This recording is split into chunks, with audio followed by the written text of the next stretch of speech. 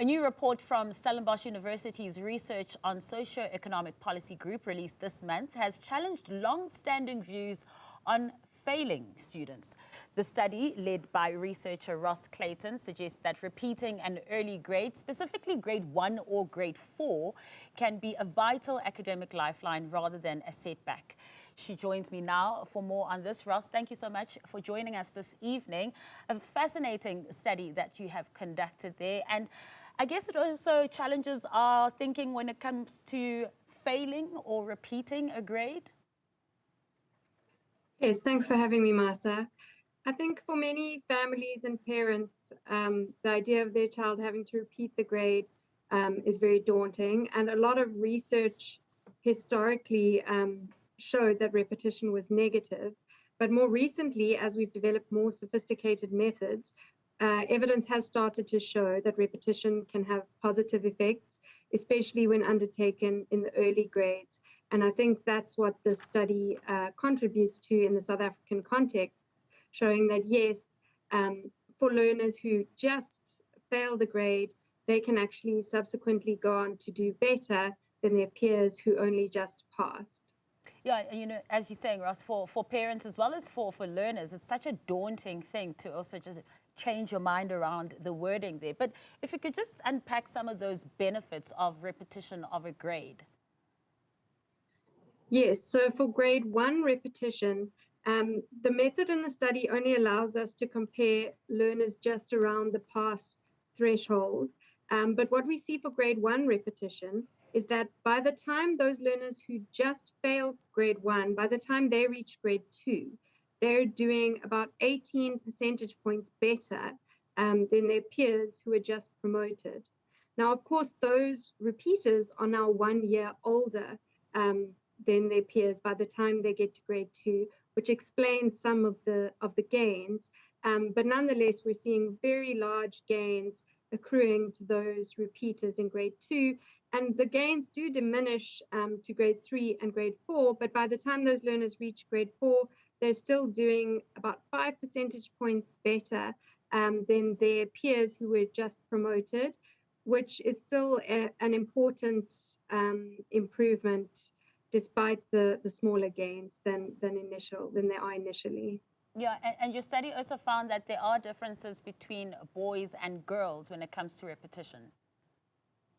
Yes, I think the differences between boys and girls are more reflective of broader differences between the returns to education for boys and girls. So what we know already is that in the early years of schooling, the gender gap widens, that girls do better and sort of pull away from boys in terms of their performance.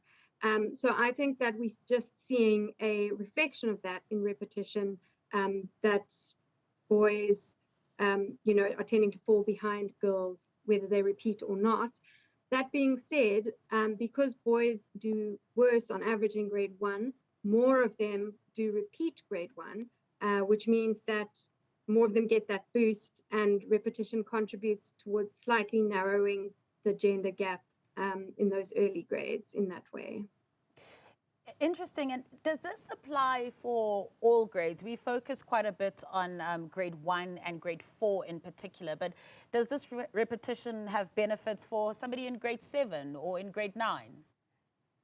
It's a very important question, Marsa, and I'm hoping to get to those specifics for South Africa in later studies. But international research suggests that while early grade repetition can have gains, later repetition is less likely to have benefits. On the average, of course, not talking about an individual child, but when learners repeat later, it's less likely to be beneficial. So knowing how expensive repetition is from a policy perspective, we have repetition consuming between 8 and 12% of the national education budget annually. It's really important to know where it can be effective, where it is perhaps less effective, and also to then compare the effectiveness to the costs and contrast that with other interventions that can also help struggling learners. And also speaking about the effectiveness as well, from your study, one of the findings was also that, look, it doesn't mean that everyone who's done not so desirably or failed should repeat, because we also don't have the capacity as a country. A lot of our schools are overcrowded, our classrooms are overcrowded, and there's also not that many teachers to go around as well. Absolutely. We can't interpret these results as a call to, enforce repetition strictly, for instance, because schools can only afford to have so many of their learners repeating and staying in grade 1. Class sizes are already large, making things really challenging for teachers. So even though these results show repetition can have positive effects, we can't have even more children repeating the grade. I think it's more useful from a policy angle to see these results as a way to measure the costs and the benefits, because we certainly can't have more learners repeating. South African repetition rates are high compared to neighbors and other upper middle income countries already. Yeah. We've reached that time of the year when, report cards have come out as well. How would you, Ros, advise a parent who has a child perhaps in primary school, the earlier years, who hasn't done so well and is quite dreading the idea of them having to repeat, and rather than saying, let's just push them ahead? How would you advise them to say that, in fact, it's not the worst decision to just let them repeat as opposed to just being pushed ahead? I do think obviously individual parents know their child best, but these results clearly do show that when learners repeat, they make substantial academic gains.